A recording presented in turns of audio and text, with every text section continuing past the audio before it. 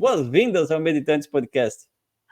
Bom dia. Bom, eu falo bom dia, Shantihan. Depois eu até te explico o porquê. De onde que veio o bom dia, eu falo até quando é boa noite. Mas então já fala o bom dia. Bom dia é um bom dia. Então já fala o porquê do bom dia. Bom dia. Eu aprendi isso dentro de uma linhagem budista tibetana que falava que a gente falava bom dia porque a gente estava sempre despertando. A mente está sempre despertando.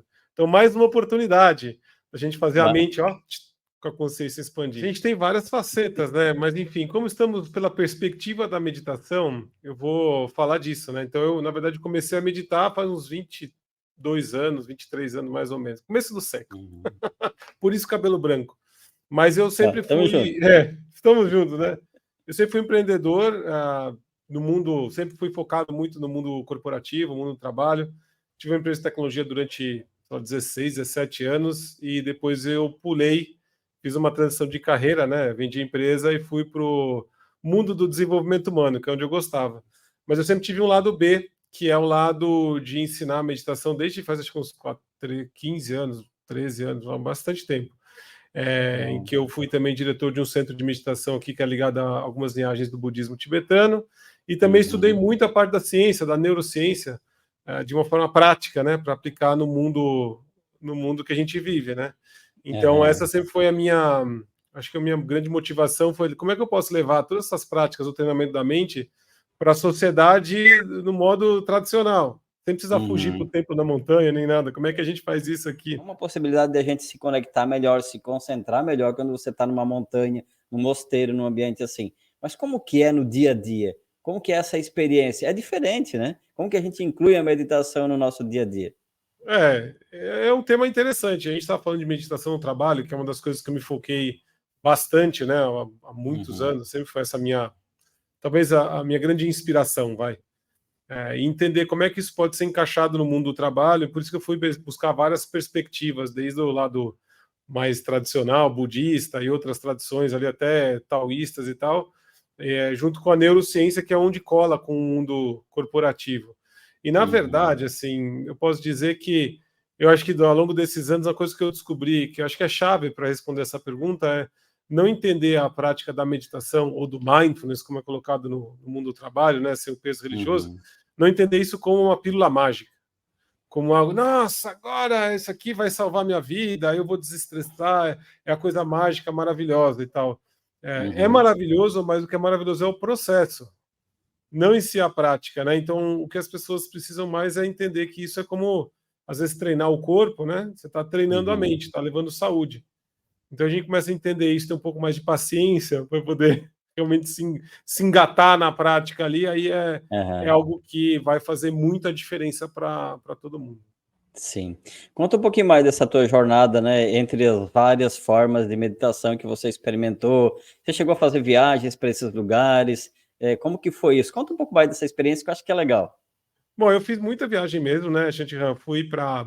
Assim, eu tive... A minha formação principal é dentro do budismo tibetano, em linhagens Kagyu, ou Kagyu e Nyingma, né? Que os americanos falam Kagyu, né? Que eu fui muito para os Estados Unidos, mas eu viajei o mundo. Eu fui para o Nepal, para o Butão, que é um país que tem muitas dessas linhagens, né? Principalmente essas duas que eu falei. Fui para a Europa, para os Estados Unidos, sempre fazendo retiros longos. É uma coisa que eu percebi é que para você realmente dar aula e entender o que você está falando, você precisa de um belo aprofundamento várias vezes, né? É muito difícil. Hoje a gente vê, às vezes, acontecendo com o mindfulness e com a meditação, a mesma coisa que aconteceu com o coaching. Você tem coaches muito bons, né? Gente muito boa e tal, com bastante profundidade, mas ao mesmo tempo você tem aqueles cursos de 3 dias que a pessoa sai com um certificado e vira. Cara, nada contra, assim, mas infelizmente a gente sabe, pelo nível de profundidade, o que vem. E com o mindfulness, a meditação é a mesma coisa.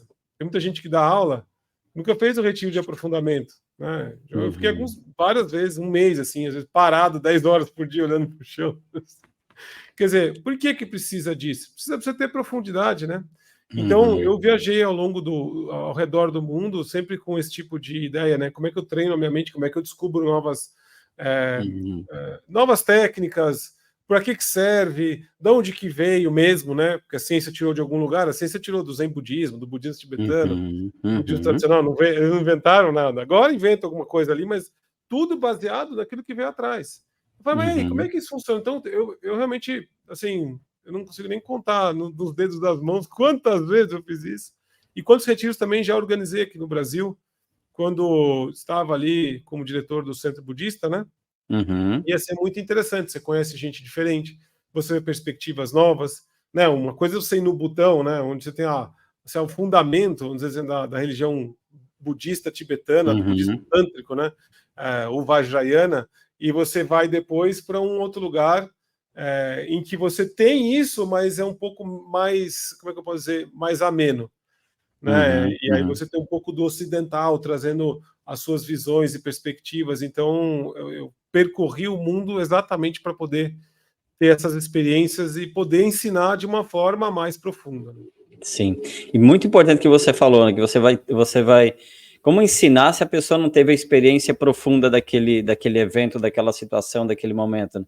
E quando você vai lá, busca nas raízes, é um outro contexto, é um outro ponto de vista, né, um outro estado de consciência, né. Você Sem dúvida. conseguiria relatar, assim, qual foi lógico que deve ter várias experiências profundas, mas tem alguma experiência que foi bem marcante para você, Olha, durante eu essa acho que tua jornada? não, sem dúvida. Eu acho que assim, a primeira vez que eu fiz o retiro de um mês foi bem marcante, eu vou dizer para você.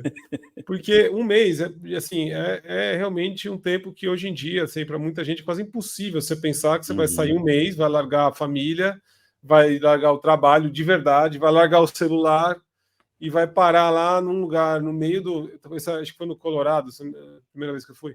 Lá nos Estados Unidos, no meio da montanha mesmo, essa montanha, e ficar ali, cara, 10 horas por dia, 8 horas por dia em meditação mesmo, né? E quando a gente fala meditação, eu gosto de trazer isso aqui, Uhum. vou fazer um parênteses, né? O budismo tibetano, ele tem muita. Tem tanto as práticas com forma, ou seja, cheio de alegoria, é mantra, mudra, visualização, aquelas coisas intrincadas, mas a prática avançada, assim, uma das mais avançadas, é aquela que você não tem nada. Não tem nada disso. Não tem mantra, não tem mudra, posição de mão, não tem visualização, você simplesmente fica parado, observando a mente durante horas e horas e horas por dia.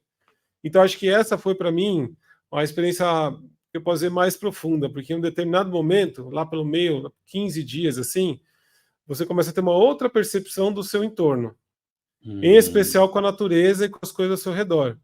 É que quase como legal. se você pudesse se comunicar com.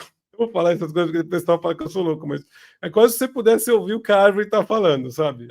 Parece loucura, mas é verdade. Você está num Sim. nível de. Como é que eu posso dizer? Consciência todo mundo tem, tá? Então, o nível de Uhum, consciência todo mundo tem, mas a questão é, ela se encontra, você tem a experiência dela na brecha entre um pensamento e outro. uhum, Só que numa situação dessa, você está lá há muito tempo, essa brecha ela está maior. Porque a mente já no começo era difícil, mas ela já desistiu de uhum. ficar rodar. Então ela tá realmente assim, puf, mais estável. Tá. Você tem um pensamento mais de. Então você percebe essa brecha. E é nessa brecha onde você tem essas experiências, tá? Então, para mim, Uhum. foi nesse momento Por aí. isso que é o grande desafio aqui nós, a gente que está na cidade, no cotidiano, no trabalho, no dia a dia, né? Aqui a gente não tem muito esse tempo para parar, para pensar, para ficar consigo mesmo. Embora eu ouço muito assim, nossa, eu prefiro ficar, eu quero ficar um tempo para mim, mas esse tempo para mim, sem internet, sem TV, sem nada, simplesmente se observando, é um grande desafio e ao mesmo tempo é de uma percepção, de um estado de consciência muito grande. Como você falou, não é que vai ouvir a árvore, mas parece que você consegue perceber o mundo numa outra profundidade, né? É Muito como se importante. aquela coisa da sincronicidade que todo mundo fala. Uhum.